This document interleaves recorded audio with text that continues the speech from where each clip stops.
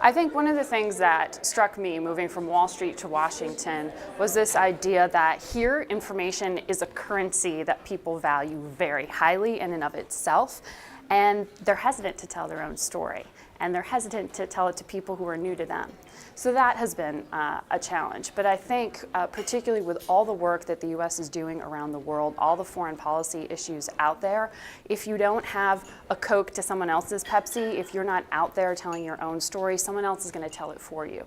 So for me, it's getting the story, reporting the story, and sometimes convincing people that there is a value in being understood and getting that story out there. I think there are different expectations of men and women on the campaign trail. I think they're subject to far different levels of scrutiny, questions. I think that instead of people asking policy questions, you're still getting too many questions about hair and makeup and wardrobe that they would never ask of a man. And I hope that that does ultimately change.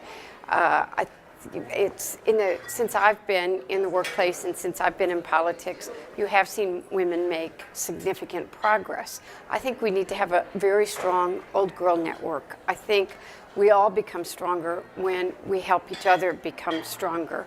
I am where I am today because of the women that went before me that helped widen that door.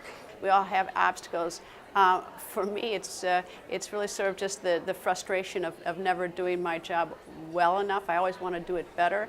And there's sort of a practical aspect of being on television is that you know that there's some issues that may be near and dear to your heart. I mean, I'd love to have everyone focusing on the Sudan and what's going on there with President Bashir, who's essentially torturing families in the New Mountain region. But I know that the American people aren't interested in that. They quite understandably they're interested in jobs and and the economy. So my biggest obstacle is sort of the juggle of what matters to me at a particular time and trying to get others interested in it, but never denying the fact that there may be far more important things in their lives to them.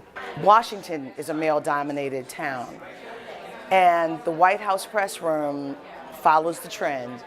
It's many a day that I look to see how many women are sitting on the front row. I sit in the third row smack dab in the middle, and there's several women on that row. But we look to see the first and second row, but primarily the first row. And sometimes there are just men on that front row. We have to continue to move forward. Nancy Pelosi said, former Speaker of the House, Minority Leader of the House, Nancy Pelosi said, it's a marble ceiling. And she's right, because glass is easily broken. It's not a glass ceiling. Marble, you have to continue to chip away. And men realize our strength, but they're not willing, in some instances, to let us sit side by side and make the decisions that they make alongside of them.